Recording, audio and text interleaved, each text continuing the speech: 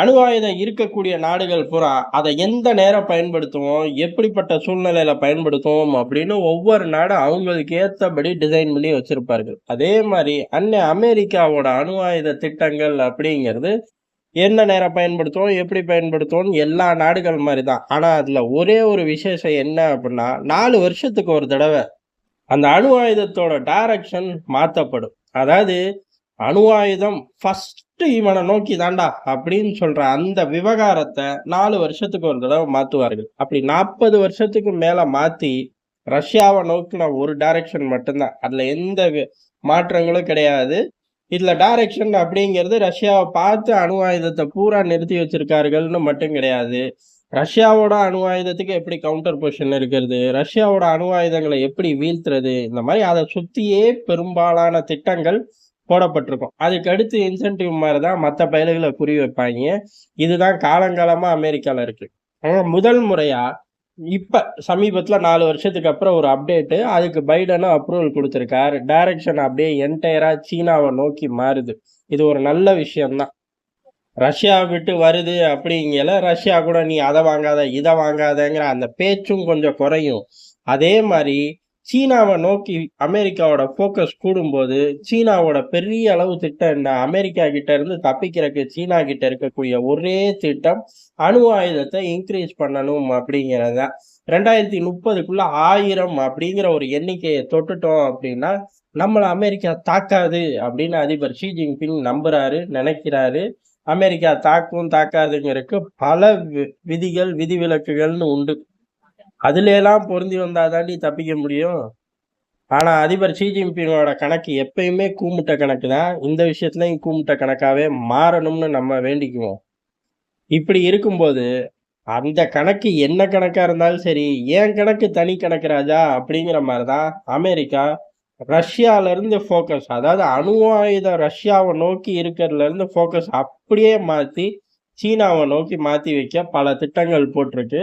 அதுக்கு பைடன் ஒப்புதலும் தந்திருக்கார். இந்த 4 வருஷத்துக்கு ஒரு முறை சுழற்சி முறையில ஆகக்கூடிய அப்டேட் அப்படிங்கிறது பெரிய அளவுல இருக்கும். ஒரு வெறித்தனமான ஸ்ட்ராட்டஜி ஒர்க் அவுட் பண்ணி, அமெரிக்கா எப்பயும் தயார் நிலையில இருக்கும் அப்படிங்கிறது தான். அப்படி தயார் நிலையில யார பார்த்து இருக்கும்? இனிமே சீனாவ பார்த்து இருக்கும்.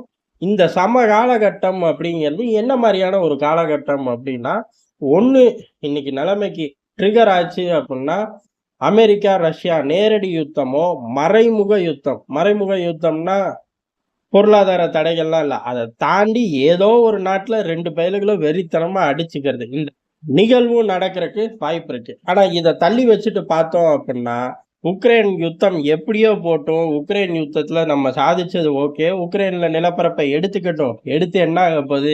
அமெரிக்காவை அங்கேருந்து சேலஞ்ச் பண்ண போறாய்ங்க. ஒண்ணும் கிடையாது. ஆப்கானிஸ்தான்ல இருந்து போனதுக்கு நம்மள எப்புட்லாம் வாய் பேசுனாய்ங்க, குத்தி காமிச்சாய்ங்க.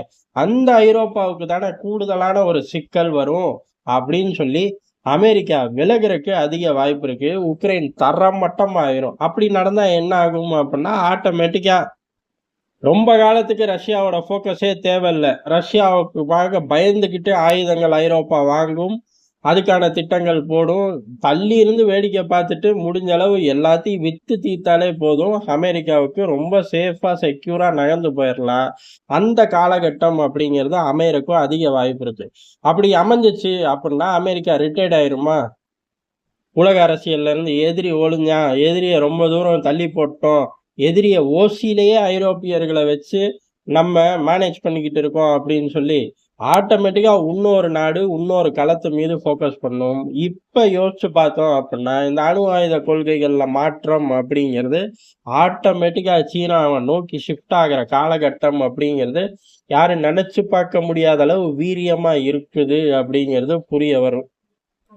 அது மட்டும் கிடையாது. சீனா மட்டும் கிடையாது. இங்க ரஷ்யா விட்டு விலகுனாலும், ரஷ்யா ஈரானோடையோ, இல்ல வடகொரியா கூடயோ இந்த அணு ஆயுத சம்பந்தப்பட்ட விவகாரம், நீண்ட தொலைவுக்கு தாக்கக்கூடிய ஏவுகணை, இந்த திட்டங்கள்ல எவ்வளவு தூரம் இன்புட்ஸ் குடுக்குது அப்படிங்கிறதையும் ரவுண்ட் த கிளாக் இவர்கள் மானிட்டர் பண்ணிக்கிட்டே இருக்கார்கள். ஒருவேளை அது ஜாஸ்தி ஆகும் பட்சத்துல, இல்ல அத கட் பண்ணணும், இல்ல அத நோக்கி இவர்கள் போக்கூடாது. ஈரானோ, வடகொரியாவோ போக்கூடாது அப்படின்னா, ஆட்டோமேட்டிக்கா அங்கேயும் சண்டை போட அமெரிக்கா தயாரா தான் இருக்கு அப்படிங்கிறது தான்.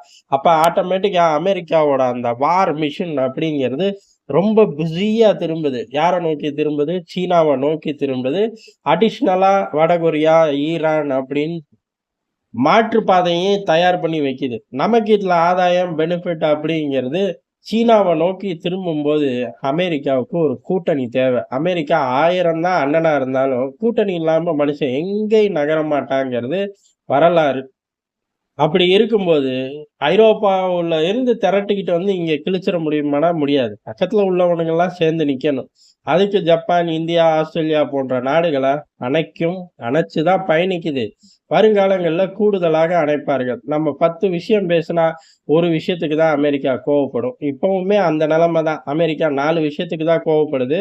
அந்த கோவம் அப்படிங்கிறது ஒரு வீட்டுக்குள்ள இருக்கக்கூடிய கோவம், அடிதடி, இல்ல ஒரே ஆபீஸ்க்குள்ள இருக்கக்கூடிய கோவம், அடிதடிங்கிற கடந்து போற லெவல்ல இருக்கு. அதுவும் குறைஞ்சு அப்படியே 1 அப்படிங்கிற எண்ணிக்கையில வரும். அந்த எண்ணிக்கை வர்றதுக்கான அழகான சூழ்நிலை தான் அமெரிக்கா சீனாவ நோக்கி வீரியத்தோட கிளம்புது. எந்த அளவுக்கு அப்புட்ன்னா, சீனாவ நோக்கி அமெரிக்காவோட அணு ஆயுதங்கள் திரும்புது. இதுவரை அந்த அணு ஆயுதங்கள் ரஷ்யாவ நோக்கி இருந்துச்சு. அப்ப ரஷ்யாவுக்கு அடுத்து பெரிய எதிரியா சீனாவ பாக்குதுன்னு அமெரிக்கா பேப்பர்ல எழுதி வச்சிருந்துச்சு. இப்ப அப்படி கிடையாது. நேரடியாவே பார்க்க ஆரம்பிச்சிருச்சு. அப்ப நம்மளோட எதிரி தொலைஞ்சான் அப்படிங்கிறத தாண்டி வேற எதுவுமே நடக்க போறது கிடையாது.